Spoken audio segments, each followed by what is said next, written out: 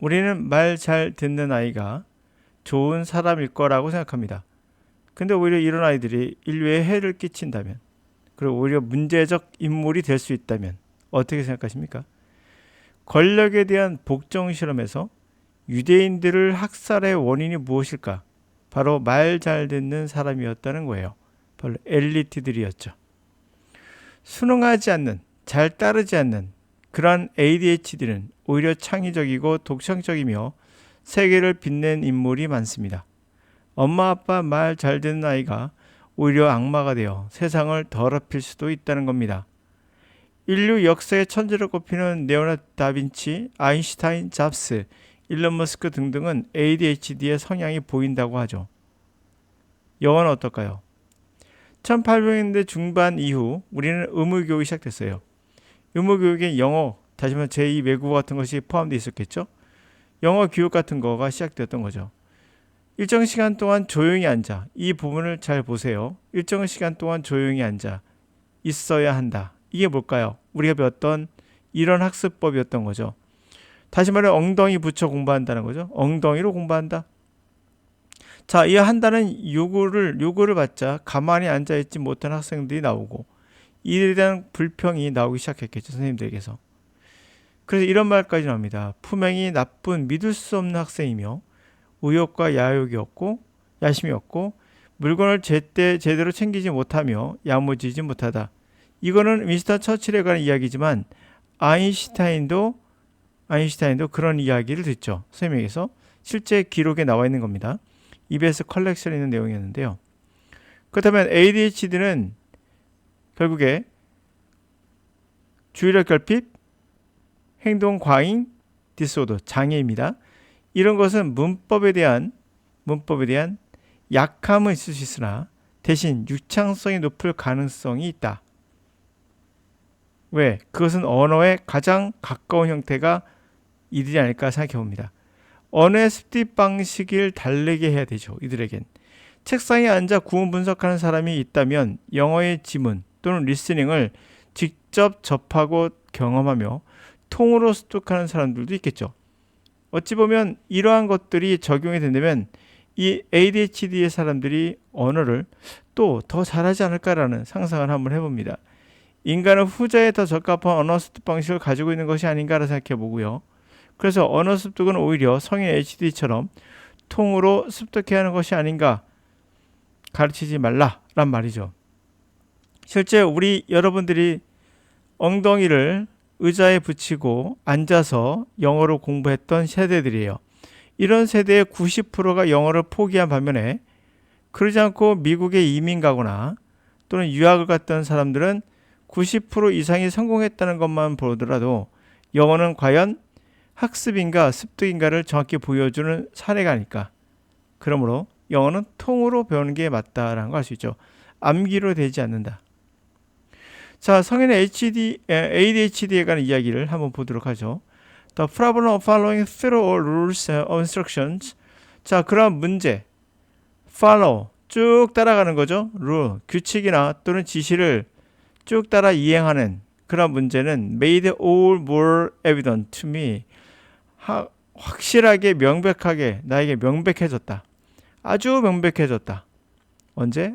When I first began. 내가 시작했을 때. Studying parent-child interactions of ADHD. 부모와 어린아이의 그러한 상호작용. ADHD의 아이의 그러한 상호작용을 연구했을 때다. Attention Deficit Hyperactivity Disorder Children. ADHD라는 것은 주의력 결핍 과잉 행동 장애예요. 이런 아이의 부모-아이 관계, 부모와 아이의 상호작용을 연구했을 때였다. Close to 20 years ago, 대략 한 20년 전 가까이 되는 그 당시였다. I evaluated the interactions of group. 나는 평가했다. interaction, 상호작용을. group hyperactive children with their parents. 한 그룹의 과잉 행동 아동과 그들의 부모의 상호작용을 평가했고 compare this interaction 이러한 상호작용을 a group of control children with their parent 비교군의 아이들 그들의 부모와 아이들을 또 가지고 비교해봤다. Each parent-child pair, 각각의 부모 아이의 짝은 require first, 처음에는 play together, 함께 놀다가 in playroom, 놀이장에서 with toy, 장난감 가지고 just as, 꼭 그들이 might do at home, 집에서 하는 것처럼 하다가 then 그 다음 I gave parent a list of command, 나는 부모들에게 한 목록의 명령을 제시했다. To give the child to obey, 아이들에게 복종하도록 할 명령을 줬다. such as, 이를테면 pick up the toy, 장난감을 집어서 put them back on the shelves, 선반에 올려놓게 하는 것 같은 거.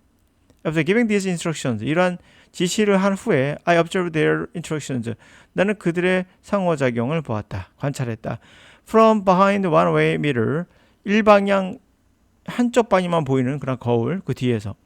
그리고 recorded how, 어떻게 parents, children interacted, 상호작용하는지를 record, 기록했다.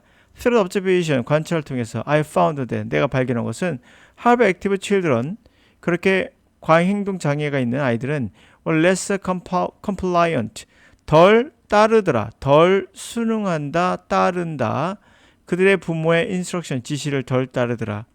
Then control children, 다시 말하면 비교군의 아이들보다.